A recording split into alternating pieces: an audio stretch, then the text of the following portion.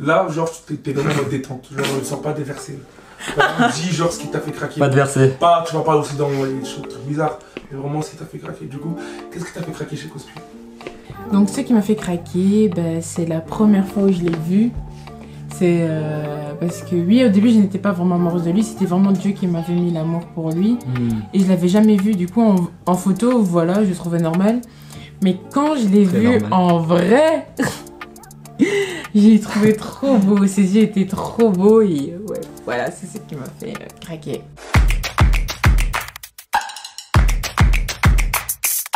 Ouais. Oui. Ouais. Oui. Ouais, moi j'ai dit mes critères. Je voulais pas une femme. Voilà. Bah, je veux pas dire en fait, enfin, c'était mes critères. En fait, si je devais décrire une femme à Dieu, ça serait toi.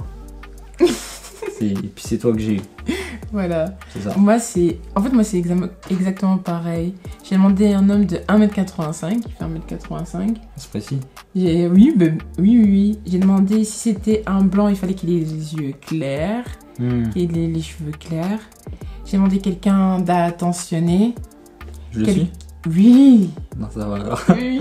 Quelqu'un avec qui je voyagerais. Avant de savoir que je devais être appelée aussi au ministère. Et quelqu'un qui aimerait me prendre en photo. Et c'est ce qu'il fait tout le temps.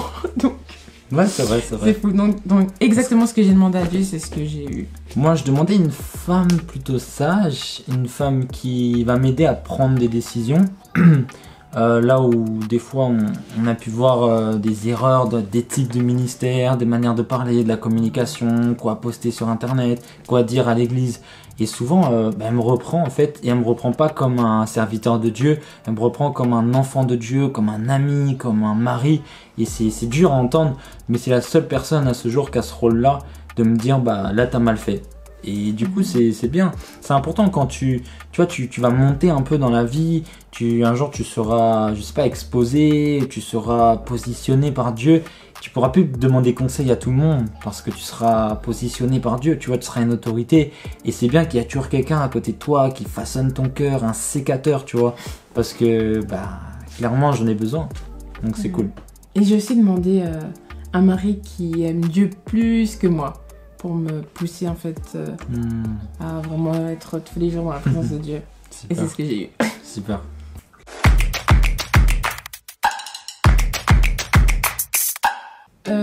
Ça dépend pour ma part. Parfois je ne parle pas. Parfois je dis que je ne suis pas d'accord.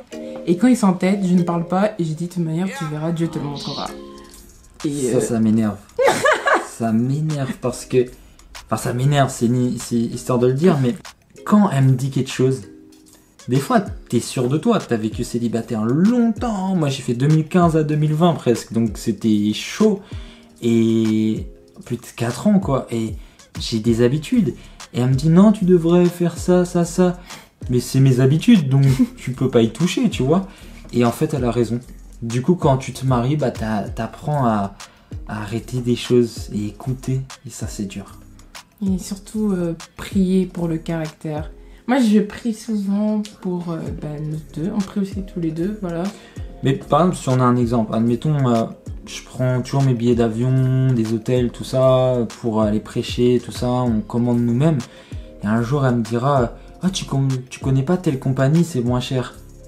Et je vais dire mais non, j'ai l'habitude de prendre des trucs et tout. Et elle me dit si c'est moins cher. Et il était là, non, et tu t'énerves, tu dis purée, mais les billets sont super chers, je vais jamais pouvoir les prendre. Elle dit, va voir sur la compagnie, va voir. Et puis à la fin, t'es énervé, tu vas dessus, tu vois que c'est pas cher.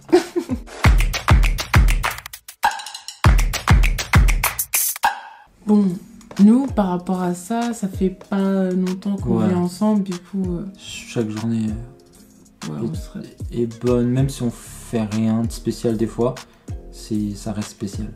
Ouais, je pense notre petite routine pour l'instant, vu qu'on est un peu coincé à cause des grèves de votre super pays, du coup, on est comme deux amis en fait.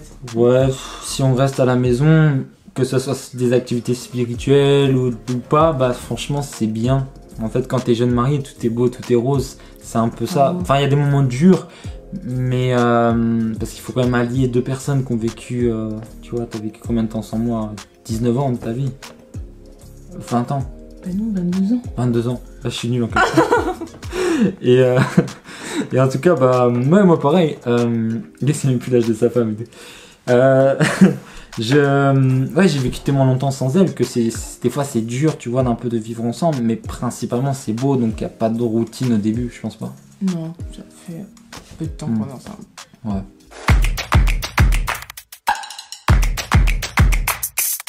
Oui, Ouais. en partie oui. Ouais.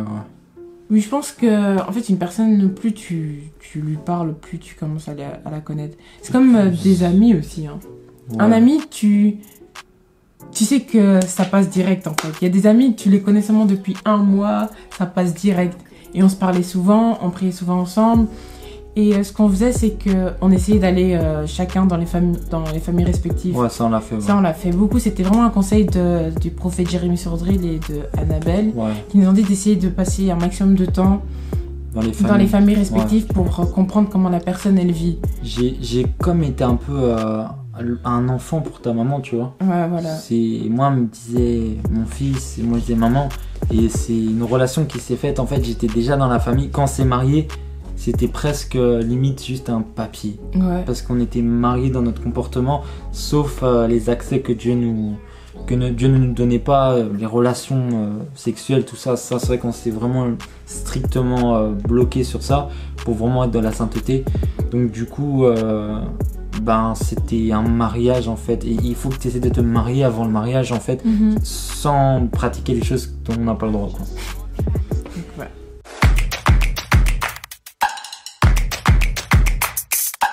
Pas du tout, tu peux te marier à 18 ans, tu peux te marier à 19 ans, c'est selon où t'en es dans la vie, selon financièrement si t'es Dieu stable. surtout.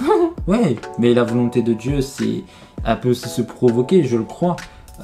Si tu as une situation stable, si tu as une vie spirituelle stable, si tu pries pour ça, si t'es... Ouais, moi je connais quelqu'un qui s'est marié à 18 ans et j'ai la ferme assurance que à la fois c'est la volonté de Dieu, à la fois elle a provoqué, tu vois, parce que c'est une femme très développée pour son âge. Du coup, pour moi, il y a la part de l'homme et la part de Dieu. Je dirais qu'il faut rien commencer sans que Dieu n'ait dit aussi. Mais ouais, on peut se marier tôt.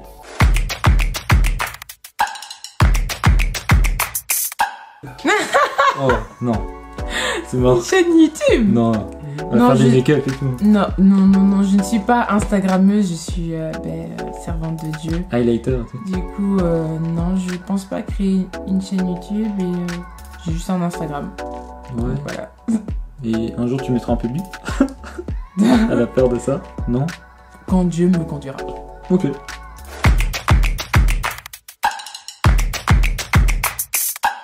Bien sûr.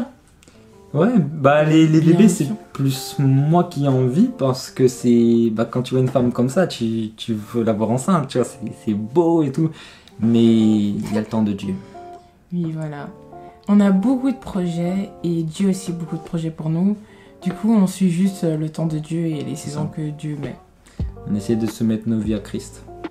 Ouais, voilà. Donc le projet, c'est ça.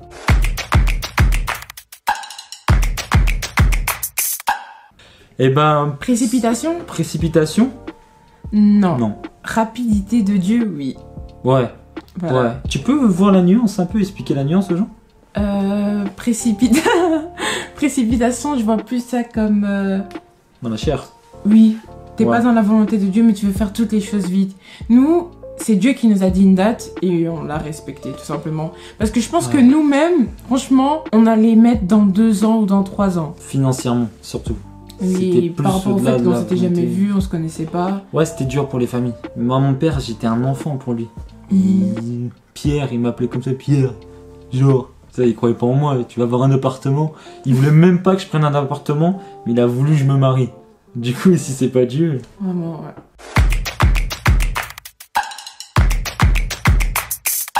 Que j'aurais aimé savoir. Si, c'est le ministère. Ça, franchement, ça a été. C'est Ouais. être avec un homme de Dieu. Oui. Qu'est-ce que t'aurais aimé savoir? Comment gérer en fait tout ça? Parce que pour moi, c'est tout nouveau. Un, c'est quelqu'un Un de peu. connu, un, c'est un homme de Dieu. Donc, T'es pas- plus de temps pour me former par rapport à Ouais, ça. pas aimer savoir, mais te préparer, quoi. Oui, voilà. Ouais, ok.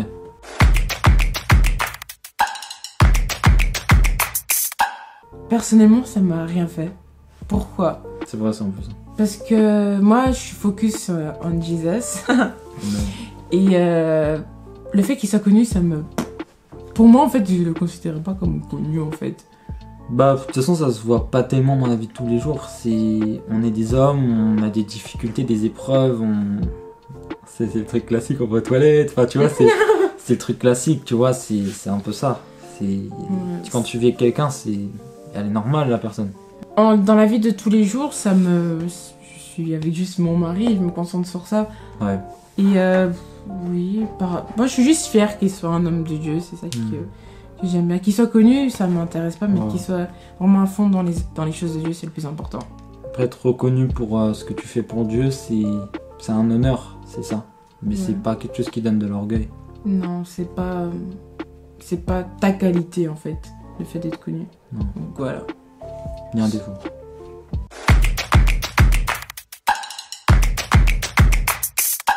Ce que vous appréciez le plus chez l'autre, chez l'un et l'autre. Tu peux commencer? Parce que moi j'en ai plein. Des choses que j'aime. Qu'il soit attentionné, très attentionné. Ça c'est ce que j'aime trop chez lui. Ouais. C'est qu'il pense d'abord à moi avant de penser à lui. Ça c'est merveilleux. Pas d'égoïsme. Non, pas du tout. Top. Attentionné, drôle, quelqu'un qui me rabaisse jamais, qui me relève. Quoi dire, tellement en fait. Ouais, bah après c'est pas la police, tu vois. Après on partage et tout. Ouais, bah voilà, à toi alors. Ouais, c'est ça en fait. Emeraude, c'est la sagesse parce que moi je suis quelqu'un qui est très visionnaire, tu vois. Je vois le Stade de France, je vois le Zénith, je vois Bercy, Accor Arena.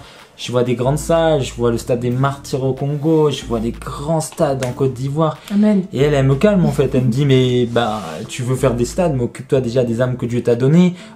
Traite ton cœur parce que là il y a de l'orgueil, là il y a de l'ego. Là... Enfin, c'est pas forcément ce qu'elle va me dire, hein, parce qu'elle m'a pas parlé d'orgueil récemment. Mais c'était, tu vois, par exemple ta vie de prière, ta vie de méditation. Là par contre elle me pousse vraiment là-dessus. Elle me dit tu te lèves pas un matin sans prier, tu te couches pas un soir sans prier. Et des fois je dis mais il y a un temps pour tout. Et elle me force, elle me force. Et du coup en fait j'ai cette relation avec Dieu qui est forte grâce à elle surtout quoi. Parce que quand ça va pas je suis là. Et quand toi ça va pas, je suis là.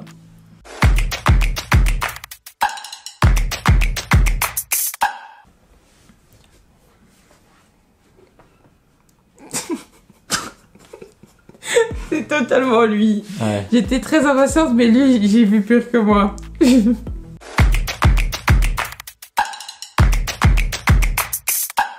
Oh, c'est Emeraude. Ouais, c'est Emeraude. Elle est trop marrante. C'est moi. Elle fait des trucs des fois. Je me souviens d'une danse que tu m'as faite. Parce qu'elle a fait des délires où elle se met à danser, parce qu'elle est danseuse de base. Mais Dieu l'a fait. Ancienne danseuse, oui. Ouais. Et elle se met à faire des danses jusqu'à ce que tu commences à crier dessus, la bousculer, elle bouge plus, elle est en automate quoi. Elle se met à faire un truc et c'est vrai qu'elle fait peur un peu. Mais elle est drôle.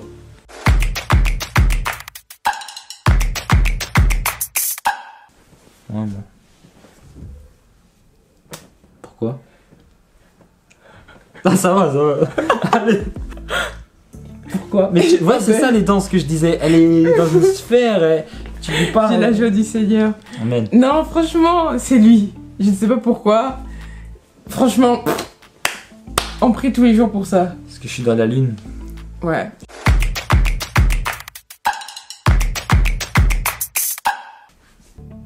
Ouais. T'aimes bien me taquiner, hein. Alors, il sait que j'aime pas ça. Ouais. Ah, c'est drôle. Non. C'est drôle. Elle aime pas quand on frotte une fourchette sur une assiette. Du coup, quand je mange, des fois, j'en fais quelques-uns, tu vois, c'est plus fort que moi. Bah ouais, c'est lui.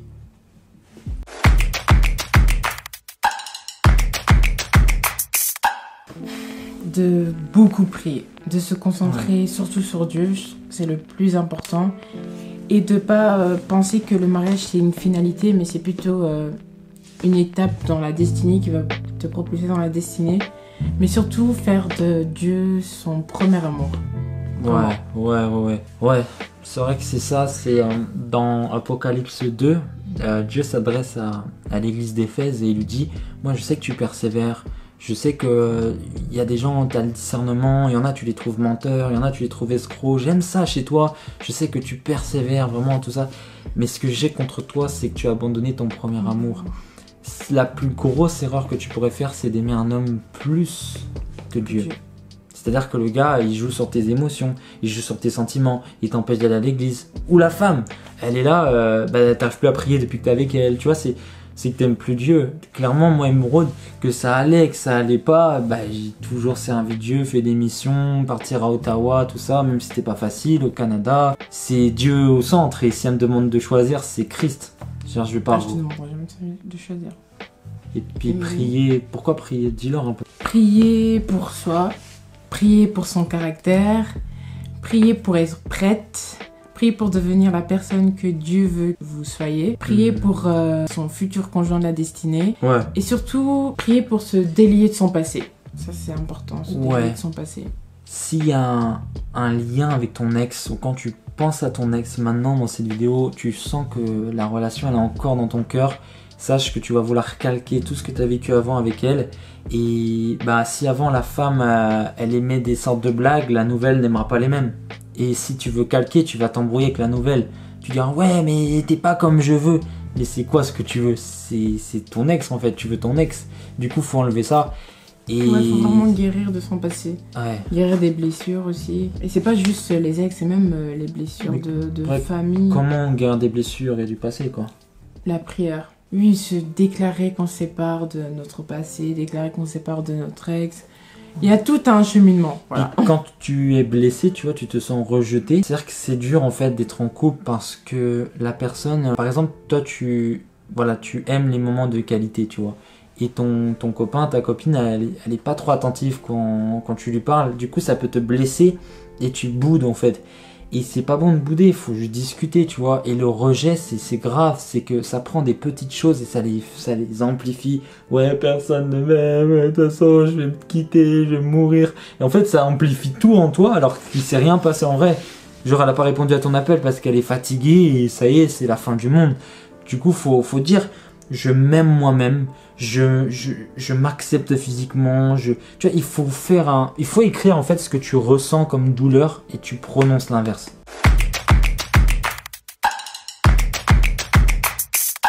Le mariage, ouais. C'est passé trop vite. Oui. C'est passé trop vite. C'était beau, trop beau, trop... De toute façon, à la suite, réalises pas en fait. On va vous mettre le mariage sur YouTube juste après cette vidéo. Sinon, il y a ça et aussi quand tu sers. Ah, ça c'est beau. Il y a eu la retraite à Liège, j'ai trop aimé. C'était comme ah ouais. Ouais, on a vécu beaucoup de miracles ce jour-là, de délivrance. Et Emeraude me regardait en mode, il fait ça le gars, tu vois. Moi je le voyais juste évangéliser. Ouais. Et elle me voyait dans la puissance de Dieu, à la Nouvelle Jérusalem. Ouais, c'est aussi trop beau.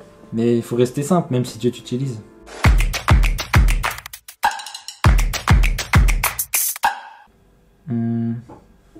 Jésus vous aime. Et croyez en vous. Et tout simplement, si vous êtes en période de fiançailles, ne demandez pas des questions à des gens qui ne sont pas mariés. Parce que les gens ils te donneront plein de conseils, mais il y a un dicton, il n'est pas forcément bon, mais qui dira ne demande pas comment rouler en Lamborghini à quelqu'un qui roule en Clio. Et c'est pour ça que ça n'a rien à voir. Mais moi, je connais des gens qui se permettent de conseiller des gens mariés, des gens pas mariés, alors qu'elles-mêmes, les personnes ne sont pas mariées. Et il faut arrêter. Tu sais pas ce que c'est le mariage si tu t'es pas marié. Et c'est d'ailleurs pour ça qu'on ne donne pas de conseils pour les mariés, parce qu'on veut vivre avant, on veut expérimenter. Et on donne simplement un témoignage, et on répond à des questions, comment on s'est rencontrés, ce qu'on a vécu. Et on veut pas prêcher au-delà de ce qu'on a vécu en fait. C'est pour ça qu'on va pas dire ouais, mon mari me tape, je fais quoi? Va voir quelqu'un qui est marié, parce que moi j'ai pas encore vécu ça, Emeraude me tape pas encore. Non, je regarde. En tout cas, ce que je pourrais dire pour terminer, c'est... C'était la touche humoristique, je me moque pas. Hein. Oui.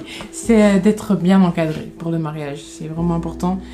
Avant, pendant et après même s'il faut. Toujours. Il n'y a pas d'après, mais jusqu'au bout. Donc, voilà. Et Dieu vous De bénisse. et servir Dieu. Ne faites pas du mariage un idole, parce que j'ai pas été heureux quand j'ai connu Émeraude. J'ai été heureux avant, et je lui transmets cette joie maintenant. Et j'ai appris à être joyeux sans toi, et en fait je te transmets ça. Je te fais visiter ce que je vivais, je te fais rentrer dans ma vie, et toi aussi en fait. Ouais. T'étais très épanouie seule en fait. Très joyeuse. Ouais. Donc c'est ça. Faut pas que ça soit un idole, c'est pas le mariage qui rend heureux, hein, parce que le mariage c'est très dur. Donc voilà, c'était une petite vidéo pour nos 50 000 abonnés, 5 mois de mariage, donc on est content de vous témoigner. En tout cas, Émeraude est une femme très sage, moi je vous le dis, et je prie pour qu'elle rentre dans son appel parce qu'elle a beaucoup à transmettre à vous, mesdames, qui vous sentez des fois méprisées et rejetées. Donc du coup, si vous venez aux événements que nous allons organiser, peut-être que des fois Émeraude interviendra pour donner des témoignages, des exhortations, donc voilà, abonnez-vous, activez la cloche, comme ça il y aura d'autres vidéos, j'espère qu'Émeraude en fera. Et dites en commentaire si vous voulez plus, si vous voulez qu'Émeraude puisse partager quelque chose, parce que elle fuit son appel, elle a peur, mais son mari va vraiment la booster parce qu'il croit en elle. Pourquoi je parle de moi à troisième personne? En tout cas, c'est un peu ça quoi. Allez, que Dieu vous bénisse, c'était une vidéo un peu humoristique. Bien que vous êtes habitués à me voir toujours prêcher, là on me voyait un peu plus décontracté. En tout cas, c'était vraiment pour vous honorer, passer un bon moment avec vous et aimez-vous les uns les autres. C'est tout. Peace.